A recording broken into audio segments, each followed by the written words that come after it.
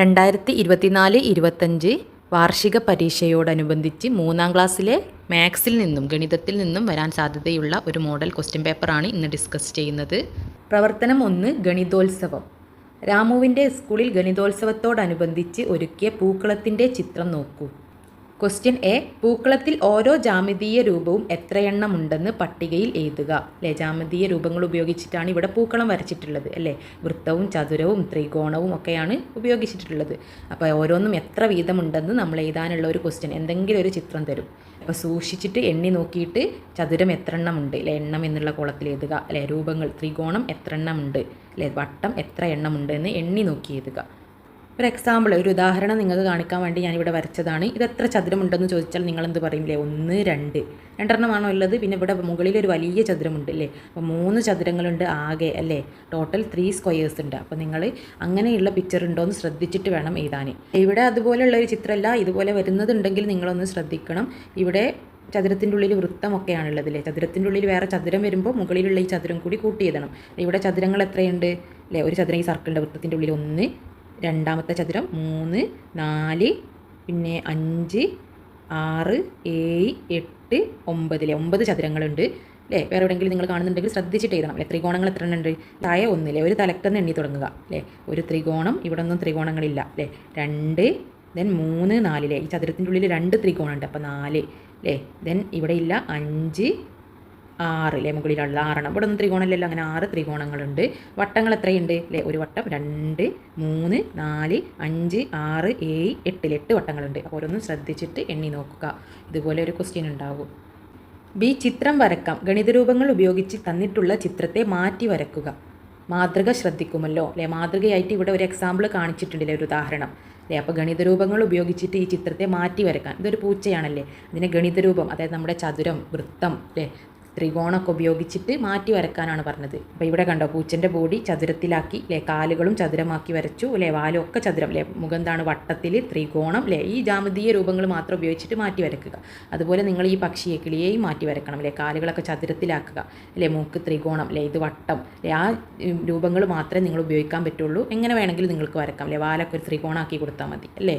കണ്ണ് വട്ടാക്കി കൊടുക്കുക അല്ലേ. ആ ജാമിതീയ രൂപങ്ങൾ മാത്രം ഉപയോഗിച്ചിട്ട് ഇവിടെ ഒരു ചിത്രം വരക്കാനാണ് പറഞ്ഞത്. പ്രവർത്തനം 2 സഞ്ചി നിറക്കാം.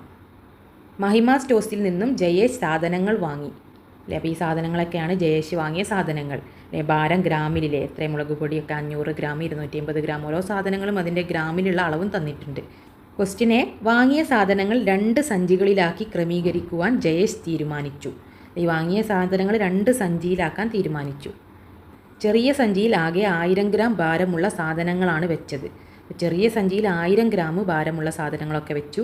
ബാക്കി സാധനങ്ങൾ വലിയ സഞ്ചിയിൽ വെക്കുന്നു. ഇനി ബാക്കിയുള്ളത് 1000 കഴിഞ്ഞിട്ട് ബാക്കിയുള്ളത് വലിയ സഞ്ചിയിലും വെക്കുന്നു. ഇതാണ് ആകെ സാധനങ്ങൾ ജയേഷ് വാങ്ങിയത്. ഇതിലുള്ള 1000 ഗ്രാമിലുള്ള സാധനങ്ങൾ ചെറിയ സഞ്ചിയിൽ വെച്ച് ബാക്കി ഉണ്ടാവില്ലേ, ഇതിൽ 1000 കഴിഞ്ഞിട്ടുള്ളത് വലിയ സഞ്ചിയിലുമാണ് ആക്കിയത്. ഏതൊക്കെ സാധനങ്ങളായിരിക്കും വലിയ സഞ്ചിയിലും ചെറിയ സഞ്ചിയിലും വെച്ചിട്ടുള്ളത് കണ്ടെത്തിയതു. അപ്പോൾ വലിയ സഞ്ചിയിലും ചെറിയ സഞ്ചിയിലും ഏതൊക്കെ സാധനങ്ങൾ വെച്ചിട്ടുണ്ടെന്ന് നമ്മൾ കണ്ടുപിടിക്കണം. ചെറിയ സഞ്ചിയിൽ 1000 ഗ്രാമാണ് വെച്ചത് അല്ലേ, ഈ ചെറിയ സഞ്ചി അല്ലേ. അതിൽ 1000 ഗ്രാം, അപ്പോൾ 1000 ഗ്രാമിനുള്ള സാധനങ്ങളായിരിക്കും ഈ ചെറിയ സഞ്ചിയിലുള്ളത്. ഇതിൽ ബാക്കി 1000 കഴിഞ്ഞിട്ട് ബാക്കിയുള്ള സാധനങ്ങൾ ഉണ്ടാവില്ല, അതായിരിക്കും വലിയ സഞ്ചിയിൽ വെച്ചത്. അപ്പോൾ ഇതിൽ 1000 ഗ്രാം അല്ലേ, ഗ്രാം, ഇവിടെ ഒരു 500 ഗ്രാമിൻ്റെ പരിപ്പുണ്ട്, 500 ഗ്രാമിൻ്റെ പയറുണ്ട്. അപ്പോൾ 500 500 1000 ആയില്ലേ. അപ്പോൾ ഈ 1000 ഗ്രാമിനുള്ള സാധനങ്ങൾ മാത്രം, ഭാരമുള്ള സാധനങ്ങളാണ് ചെറിയ സഞ്ചിയിൽ വെച്ചത്. അപ്പോൾ ഈ ചെറിയ സഞ്ചിയിൽ ഈ 1000 ഉള്ളത് വെച്ചിട്ട് ബാക്കിയുള്ളതെല്ലാം നമുക്ക് വലിയ സഞ്ചിയിൽ വെക്കാം. പരിപ്പും 500 അല്ലേ. അപ്പോൾ 500ഉം 500 കൂട്ടിയാൽ 1000 അല്ലേ. 5ഉം 5ഉം 10 അല്ലേ. പിന്നെ 2 പൂജ്യങ്ങൾ കൂടി അല്ലേ, അപ്പോൾ 3 പൂജ്യം, അപ്പോൾ 1000 അല്ലേ. 1000 ഗ്രാമിനുള്ള സാധനങ്ങൾ ഒരു പരിപ്പും പയറും ഈ ചെറിയ സഞ്ചിയിൽ വെക്കുക. ചോദ്യത്തിൽ പറഞ്ഞിട്ടുണ്ട് ചെറിയ സഞ്ചിയിൽ ആകെ 1000 ഗ്രാം ഭാരമുള്ള സാധനങ്ങളാണ് വെച്ചത്. അപ്പോൾ 1000 ഗ്രാമിൻ്റെ 2 സാധനങ്ങൾ, 2 സാധനം എടുത്തപ്പോൾ 1000 ഗ്രാമായി അല്ലേ. അപ്പോൾ 500 500 1000 ആണെന്ന് നമുക്കറിയാം അല്ലേ. അപ്പോൾ പരിപ്പും പയറും ചെറിയ സഞ്ചിയിൽ വെക്കാം അല്ലേ. ബാക്കിയുള്ളതൊക്കെ എന്താണ്, വലിയ സഞ്ചിയിലാണ് വെച്ചതെന്ന് പറഞ്ഞിട്ടുണ്ട്. അപ്പോൾ വലിയ സഞ്ചിയിലും ചെറിയ സഞ്ചിയിലും ഏതൊക്കെ വെച്ചിട്ടുണ്ടെന്ന് നമ്മൾ കണ്ടെത്തണം, ഏതൊക്കെ സാധനം. അപ്പോൾ ചെറിയ സഞ്ചിയിൽ പരിപ്പും പയറും അല്ലേ. ബാക്കിയുള്ളതിനൊക്കെ നമുക്ക് ഈ വലിയ സഞ്ചിയിൽ എഴുതാം അല്ലേ. മുളക് പൊടി, മല്ലിപ്പൊടി അല്ലേ, ബാക്കിയുള്ളതെല്ലാം വലിയ സഞ്ചിയിലാണെന്ന് ചോദ്യത്തിൽ പറഞ്ഞിട്ടുണ്ട്. അപ്പോൾ ബാക്കിയുള്ളതിനൊക്കെ വലിയ സഞ്ചിയിൽ എഴുതുക. ഇതിൽ ബി ക്വസ്റ്റ്യൻ, വലിയ സഞ്ചിയിലെ വസ്തുക്കളുടെ ആകെ ഭാരം എത്ര? ഈ വലിയ സഞ്ചിയിലെ വസ്തുക്കളുടെ ആകെ ഭാരം, തൂക്കം എത്രയാണെന്നാണ് ചോദിച്ചത്. ചെറിയ സഞ്ചിയിൽ 1000 ഗ്രാമിലുള്ള സാധനം 2 സാധനം വെച്ചു അല്ലേ. ബാക്കിയുള്ളതെല്ലാം വലിയ സഞ്ചിയിലാണ്. അപ്പോൾ അതെല്ലാം കൂടി കൂട്ടിയിട്ട് എത്രയാണ് ഭാരം എത്രയാണെന്നാണ് ചോദിച്ചത്. അത് കിലോഗ്രാമിൽ എഴുതണം അപ്പോൾ ഈ പയറും പരിപ്പും 1000 ഗ്രാമിൻ്റെ സാധനങ്ങൾ ചെറിയ സഞ്ചിയിലല്ലേ, ബാക്കിയുള്ളതൊക്കെ ഈ വലിയ സഞ്ചിയിലുള്ളതാണ്. അപ്പോൾ അതെല്ലാം കൂട്ടണം. വലിയ സഞ്ചിയിൽ എത്ര ഗ്രാം സാധനങ്ങളാണുള്ളത്, ഈ ടോട്ടലിൽ ആകെ തുകയാണ് ചോദിച്ചത്.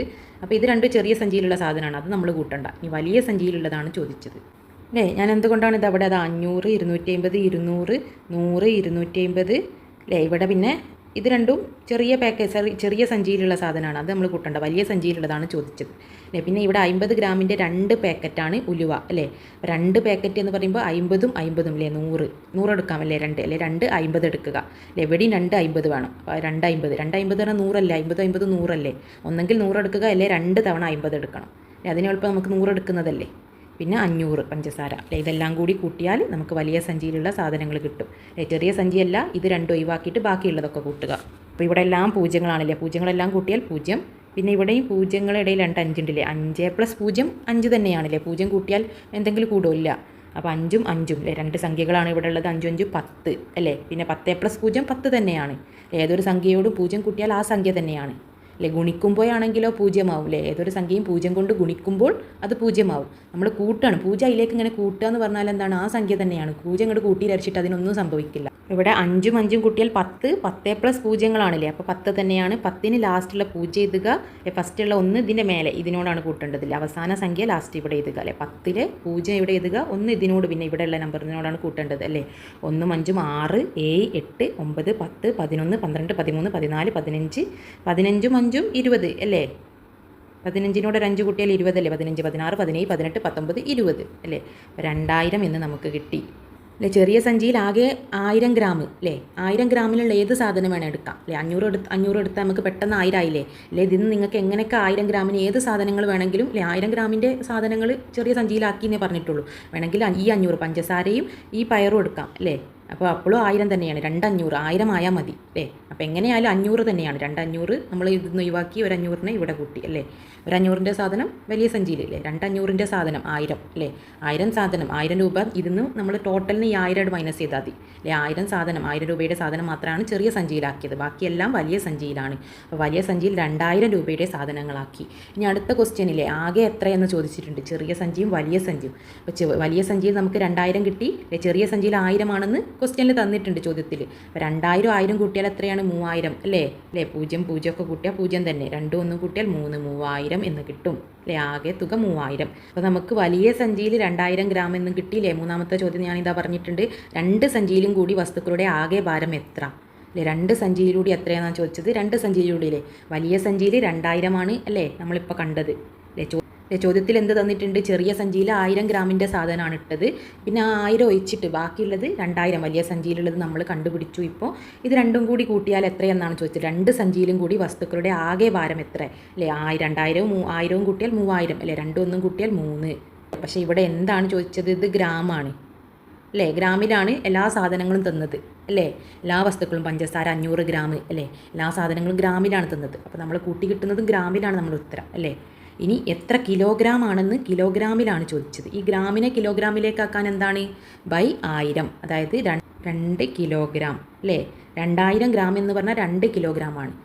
നമ്മൾ പഠിച്ചിട്ടുണ്ട് 1000 ഗ്രാമുകൾ ചേരുമ്പോഴാണ് 1 കിലോഗ്രാം അല്ലേ. 1 kg എന്ന് പറഞ്ഞാൽ കിലോഗ്രാം മലയാളത്തിൽ അല്ലേ. കിലോഗ്രാം kg അല്ലേ. ഗ്രാമിന് G എന്നും പറയും. ഞാൻ ഷോർട്ടാക്കി എഴുതിയതാണ് അല്ലേ. അപ്പോൾ നിങ്ങൾ മലയാളം മീഡിയക്കാർ കിലോഗ്രാം എന്ന് എഴുതുക അല്ലേ. 2 അല്ലേ. 1 കിലോഗ്രാം നമ്മൾ പഠിച്ചിട്ടുണ്ട് 1000 ഗ്രാമാണ് അല്ലേ. അപ്പോൾ 2000 ഗ്രാം എന്താണ്, 2 കിലോഗ്രാം അല്ലേ. അപ്പോൾ 3000 ഗ്രാം എന്താണ്, 3 കിലോഗ്രാം അല്ലേ. 3 kg അല്ലേ. 3 kg എന്ന് എഴുതാം, അതായത് 3 കിലോഗ്രാം എന്ന് എഴുതണം അല്ലേ. കിലോഗ്രാമിൽ എന്നിവിടെ ചോദിച്ചിട്ടുണ്ട് അല്ലേ. നമ്മളെ ക്വസ്റ്റ്യനിലുള്ള എല്ലാ സാധനങ്ങളും ഗ്രാമിലാണ് തന്നിട്ടുള്ളത്. അപ്പോൾ ഉത്തരവും ഗ്രാമിലായിരിക്കും. കിലോഗ്രാമിൽ ചോദിച്ചാൽ നിങ്ങൾ എന്താ ഈ പൂജ്യങ്ങളോട് ഒഴിവാക്കിയാൽ മതിയില്ലേ. 3 പൂജ്യങ്ങളുണ്ട് അല്ലേ. അത് ഒഴിവാക്കിയാൽ 3 കിലോഗ്രാം അല്ലേ. അതായത് 1000 ഗ്രാമിനെയാണ് നമ്മൾ 1 കിലോഗ്രാം അല്ലേ 1 kg എന്ന് പറയുന്നത്. അപ്പോൾ 2000 കിലോഗ്രാം പറഞ്ഞാൽ 2 kg, 3000 എന്ന് പറഞ്ഞാൽ 3 kg, 4000 ഗ്രാം എന്ന് പറഞ്ഞാൽ 4 kg അല്ലേ. ആ പൂജ്യങ്ങൾ ഒഴിവാക്കിയിട്ട് കിലോഗ്രാം എന്ന് നിങ്ങൾക്ക് എഴുതാം. ഞാൻ പറയുന്നതൊക്കെ മനസ്സിലാവുന്നുണ്ടെങ്കിൽ വീഡിയോ ഒന്ന് ലൈക്ക് ചെയ്യാൻ മറക്കല്ലേ. പ്രവർത്തനം 3 അളവ് പാത്രം അല്ലെ. അളവ് പാത്രങ്ങൾ നമ്മൾ പഠിച്ചതാണ് അല്ലേ. ക്വസ്റ്റ്യൻ എ, രാജുവിന് കുപ്പിയിൽ പാൽ അളന്നെടുക്കണം അല്ലേ. പാൽ അളന്നെടുക്കണം രാജുവിന്. പാൽ അളന്നെടുക്കുവാൻ താഴെ തന്നിട്ടുള്ളവയിൽ ഏത് സാധനമാണ് ഉപയോഗിക്കുന്നത് അല്ലേ. പാൽ അളക്കാൻ ഇതിൽ ഏത് സാധനമാണ് ഉപയോഗിക്കുന്നത്. ചിത്രത്തോട് ചേർന്ന് നിൽക്കുന്ന ചതുരത്തിൽ ടിക്ക് അടയാളപ്പെടുത്തുക അല്ലേ? ഈ കള്ളിയിൽ ഇതിലേതാണ് പാൽ അളക്കാൻ? സ്കെയിൽ ഉപയോഗിച്ചിട്ട് പാൽ അളക്കാൻ കഴിയുമോ? ഇല്ല. നമ്മളെ ബുക്ക്, പെന്ന്, പെൻസിൽ അങ്ങനത്തെ വല്ല സ്കെയിൽ സാധനങ്ങളെ അളക്കാൻ കഴിയുള്ളൂ അല്ലേ? കിലോഗ്രാം ഉപയോഗിച്ചിട്ട് എന്താണ് നമ്മൾ അളക്കാറ്? അല്ലേ? സാധനങ്ങൾ നമ്മളിപ്പോൾ കണ്ടു, പഞ്ചസാര, ചായപ്പൊടി, അല്ലേ? നമ്മളെ വീട്ടിലേക്ക് വാങ്ങുന്ന സാധനങ്ങളാണ് കിലോഗ്രാമിലും ഗ്രാമിലും ഒക്കെ. 1 കിലോ തക്കാളി, 2 കിലോ ഉള്ളി, അല്ലേ? സാധനങ്ങൾ ഇതായി കട്ട വെച്ചിട്ട് അളന്നിട്ട് എടുക്കൽ. പാലിങ്ങനെ തൂക്കിയെടുക്കാൻ കഴിയുമോ നമുക്ക്? ഇല്ല. അത് ലിറ്ററിലാണ്. ഇതാണ് അളവ് പാത്രം അല്ലേ? പാലൊക്കെ അളക്കുന്നത്, അതായത് വെള്ളം, ലിക്വിഡ് പോലത്തെ എന്ത്, ഇനി വെളിച്ചെണ്ണ, ഓയിലോ എന്ത് ചോദിക്കട്ടെ അല്ലേ? വെള്ളം പോലെയുള്ള, ഇനി വെള്ളം അളക്കുന്നതാണെങ്കിലൊക്കെ ലിറ്ററിലാണ് നമ്മൾ അളക്കാറ് അല്ലേ? അതായത് നമ്മൾ കുപ്പിവെള്ളം വാങ്ങുമ്പോൾ ബോട്ടിൽ വെള്ളം, 1 ലിറ്റർ ബോട്ടിൽ വെള്ളം അല്ലേ? ഒരു കുപ്പിവെള്ളം അല്ലേ? 1 ലിറ്റർ എന്നാണ് നമ്മൾ പറയാറ്. അപ്പോൾ അളവുകളൊക്കെ ലിറ്ററിലാണ്. വെള്ളം പോലുള്ള സാധനങ്ങൾ അല്ലേ? നമ്മൾ വീട്ടിലേക്ക് വാങ്ങുന്ന സാധനങ്ങൾ കിലോഗ്രാമിലും ഗ്രാമിലുമാണ് പറയുക. ഇതെന്താണ്? പാലെന്ന് പറഞ്ഞാൽ വെള്ളം പോലെയുള്ള സാധനമാണ്, ദ്രാവകം പോലെയുള്ള സാധനമാണ് അല്ലേ? അത് ഇങ്ങനത്തെ ഒരു പാത്രം, ഇതാണ് അളവ് പാത്രമാണിത്. കണ്ടോ? ഗ്ലാസ്സൊക്കെ പോലത്തെ പാത്രം, എന്ത് പാത്രം ആയിക്കോട്ടെ, ഇങ്ങനെ അളന്ന് 1 ലിറ്ററിൻ്റെ അളവ് പാത്രമാണിത്. അപ്പോൾ ആ അളവ് പാത്രത്തിലാണ് പാലായിക്കോട്ടെ, വെള്ളമായിക്കോട്ടെ, വെളിച്ചെണ്ണ ആയിക്കോട്ടെ, അങ്ങനത്തെ വെള്ളം പോലുള്ള സാധനങ്ങളൊക്കെ നമ്മൾ ലിറ്ററിലാണ്. ഇനി ഏതിലാണെന്ന് ചോദിച്ചാൽ ലിറ്ററിലാണ് അളക്കാറ് അല്ലേ? 1 ലിറ്റർ, 2 ലിറ്റർ, 3 ലിറ്റർ, അങ്ങനെ ലിറ്ററിലാണ് അളക്കാറ്. ഇതിലുള്ള ബി ക്വസ്റ്റ്യൻ, രാജുവിന് 1 ലിറ്റർ 200 മില്ലി ലിറ്റർ പാൽ അളന്നെടുക്കണം. കണ്ടോ? പാലൊക്കെ ലിറ്ററിലാണ് പറഞ്ഞിട്ടുള്ളത് അല്ലേ? വെളിച്ചെണ്ണ ആയിക്കോട്ടെ, എന്ത് ലിറ്റർ, വെള്ളം പോലെയുള്ളതൊക്കെ ലിറ്ററിലാണ് പറയുക. ഒരു അളവ് പാത്രം ഒരു പ്രാവശ്യം മാത്രമേ ഉപയോഗിക്കാവൂ അല്ലേ? ഒരു അളവ് പാത്രം ഒറ്റ വട്ടം ഉപയോഗിക്കാൻ പറ്റുള്ളൂ, 2 വട്ടം ഉപയോഗിക്കരുത്. ഏതൊക്കെ അളവ് പാത്രങ്ങൾ എടുക്കുന്ന അളവ് പാത്രങ്ങൾ ചുറ്റും വട്ടം വരക്കുക അല്ലേ? ഏതൊക്കെ പാത്രമാണ് എടുക്കുന്നത് അതിന് ചുറ്റും വട്ടം വരക്കാൻ. അപ്പോൾ 1 ലിറ്റർ 200 മില്ലി ലിറ്റർ. അപ്പോൾ 1 ലിറ്ററിൻ്റെ പാത്രം ഇവിടെ എഴുതിയിട്ടുണ്ട്, 1 ലിറ്റർ, അതിന് വട്ടം വരക്കുക. പിന്നെ എത്രയും കൂടിയാണ് 200 മില്ലി ലിറ്റർ. 200 മില്ലി ലിറ്റർ അല്ലേ ഇത്? 200 മില്ലി ലിറ്ററിൻ്റെ ചുറ്റുമായിട്ടും വട്ടം വരക്കുക. 1 ലിറ്റർ 200 മില്ലി ലിറ്റർ പാലായില്ലേ? 1 ലിറ്റർ 200 മില്ലി ലിറ്റർ ആയില്ലേ? സിമ്പിൾ ക്വസ്റ്റ്യൻ അല്ലേ? C question, 500 millilitre, 200 millilitre, 100 millilitre അളവ് പാത്രം ഉപയോഗിച്ച് 1 ലിറ്റർ പാലിനെ വ്യത്യസ്ത രീതിയിൽ അളന്നെടുക്കാമോ? അപ്പോൾ 1 ലിറ്റർ പാലിനെ എങ്ങനെയൊക്കെ നമുക്ക് എഴുതാം അല്ലേ?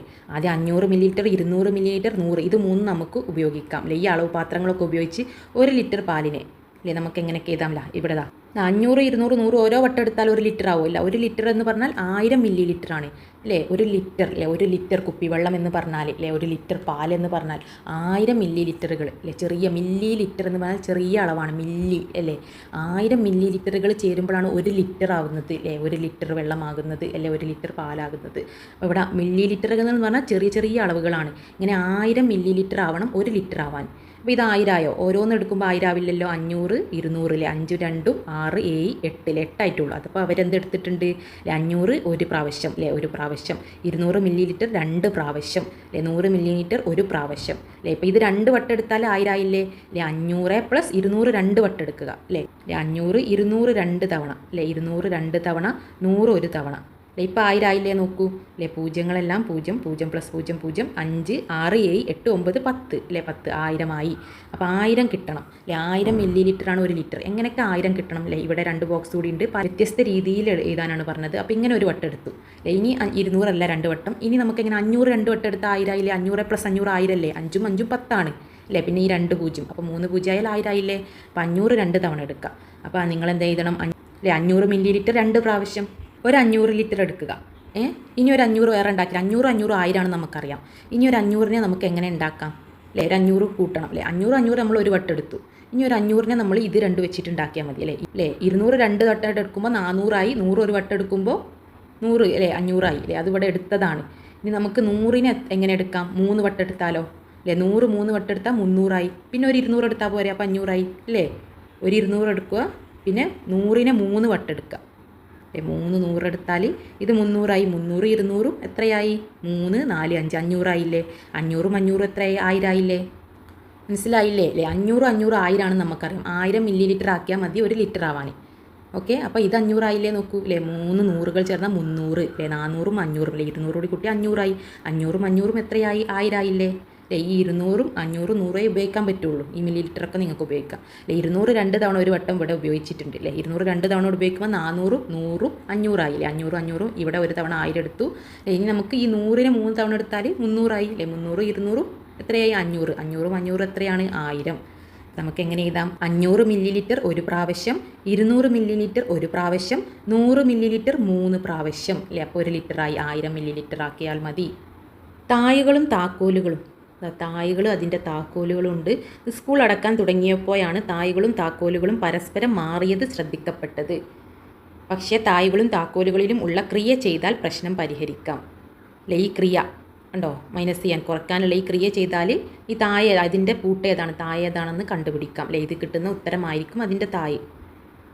ക്രിയ ചെയ്ത ശേഷം ഒരേ ഉത്തരം വരുന്ന തായും താക്കോലും വരച്ച് യോജിപ്പിക്കുക. അല്ലെ ഒരേ ഉത്തരം വരുന്നത് അല്ലേ ഇത് കുറച്ച് കിട്ടിയാൽ കിട്ടുന്ന ഉത്തരം ഇതിലുള്ള തായായിരിക്കും അതിൻ്റെ പൂട്ട്. അല്ലേ പൂട്ടും താക്കോലും അത് യോജിപ്പിക്കുക. ഒരേ ഉത്തരം വരുന്നത് യോജിപ്പിക്കാനാണ് പറഞ്ഞത്.